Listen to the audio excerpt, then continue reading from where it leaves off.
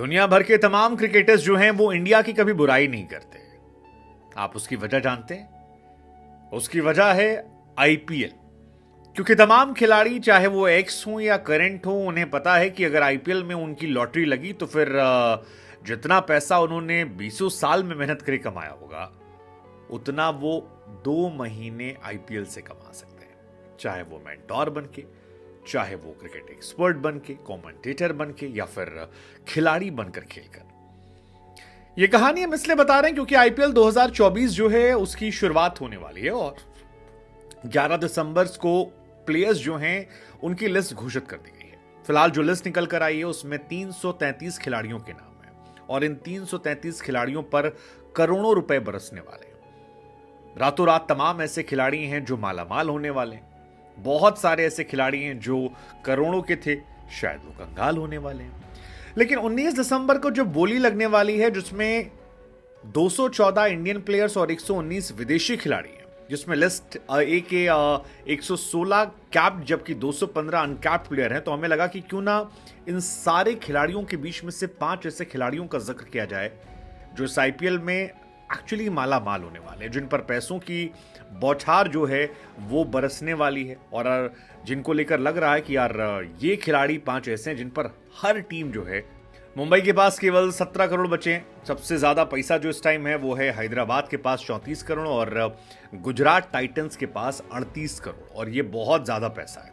RCB के पास भी एक जमाने में बड़ा पैसा था, लेकिन फिर उन्होंने कैमरन ग्रीन पर बोली लगा दी और 15 करोड़ में उन्हें खरीद लिया, तो मुंबई से उनका हिसाब किताब जो है वो क्लियर हो गया।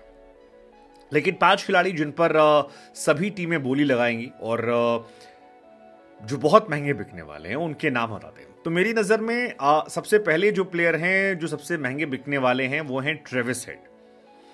ट्रेविस हेड वो खिलाड़ी जो इंडियन कंडीशंस को जबरदस्त तरीके से समझते हैं। बहुत लंबे समय तक उन्हें बहुत ही अंडररेट किया गया, लेकिन WTC में उनका शतक हो या वर्ल्ड कप के फाइनल में उनकी वो पारी या उसके बाद ऑस्ट्रेलिया की सीरीज जो थी उसमें छोटे छोटे इंपैक्ट वाली उनके नहीं। आई बिलीव ट्रेविस हेड एक ऐसे प्लेयर हैं जिसके पीछे सारी टीमें भागेंगी और वो गेंदबाजी भी कर लेते हैं, तो वो सोने पे सुहागा है। इस वक्त उनकी फॉर्म जो है वो जबरदस्त तरीके की है। सो अगर वो 10 से लेकर 20 करोड़ के बीच में, 10, 15, 12 करोड़ के बीच में बिक जाते हैं तो मुझे हैरानी नहीं होगी और उन पर तमाम टीमें दांव लगा सकती हैं। ट्रेविस हेड ने अपनी कीमत जो है वो भी 2 करोड़ रुपए रखी है क्योंकि वो समझते हैं, जानते हैं कि ये सीजन उन पर मेहरबान होने वाला है और ऑस्ट्रेलिया के तीनों फॉर्मेट के प्लेयर हैं। मेन बात है कि तगड़ा खेलते हैं, कंसिस्टेंट प्लेयर हैं। सो मुझे लगता है कि इन पर सारी टीमें दांव लगाने वाली, लेकिन हैदराबाद या गुजरात, क्योंकि उन्हीं के पास पैसा, बाकी पैसा कितना है इसके पास है, मतलब 15 करोड़ 12 करोड़ में अगर बिकेंगे तो कौन खरीदे? मुंबई तो खरीदेगी नहीं, चेन्नई खरीदेगी नहीं, केकेआर भी इतना पैसा नहीं है। दूसरे प्लेयर जो मेरे हिसाब से हैं जो महंगे बिकेंगे वो हैं रचिन रविंद्र साहब। रचिन रविंद्र मैं इसलिए कह रहा हूं क्योंकि वर्ल्ड कप 2023 में कमाल का प्रदर्शन किया था। गेंदबाजी करते हैं, 10 मैच में उन्होंने 64 की एवरेज से बहुत जबरदस्त पारी खेली थी और 106 का स्ट्राइक रेट उनका था। 578 रन बनाए थे, सचिन तेंदुलकर का रिकॉर्ड तोड़ दिया था।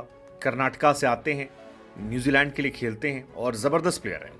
बल्ले के साथ साथ फील्डिंग जबरदस्त है और उनका बेस प्राइस बहुत कम है। हालांकि रचिन रविंद्र को लेकर ये माना जा रहा है कि शायद आरसीबी उन पर दांव लगा सकती है क्योंकि वो कर्नाटका से आते हैं और बहुत सारे लोग चाहते भी हैं कि विराट कोहली जो है उन पर दांव लगाएं।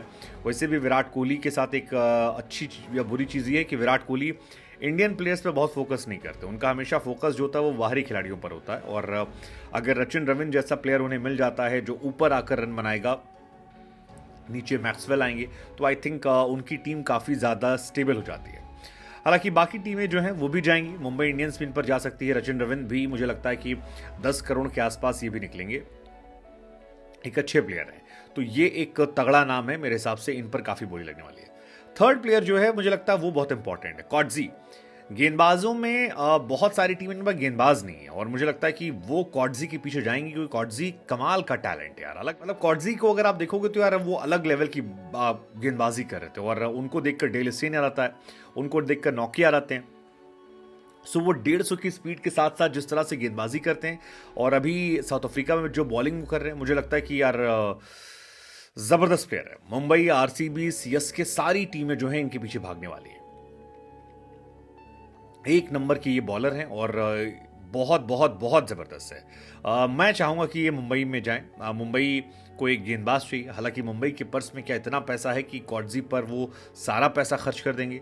पता नहीं। लेकिन मुंबई इंडियंस को चाहिए कि वो कॉटजी जैसे एक प्लेयर को अपने पास लाएँ जो कहर भर पाए। बुमराह के साथ आए और तेज़ गेंद डाले, कहर भर पाए, तो मुझे लगता है कि मुंबई इंडियंस की बल्ले-बल्ले हो जाएगी। और लास्ट प्लेयर जो मेरे हिसाब से हैं वो हैं Mitchell Starc. Mitchell Starc international cricket को तरजीह देते हैं, लेकिन इस बार वो आए हैं और वर्ल्ड कप के फाइनल में ज़बरदस्त गेंदबाजी की थी।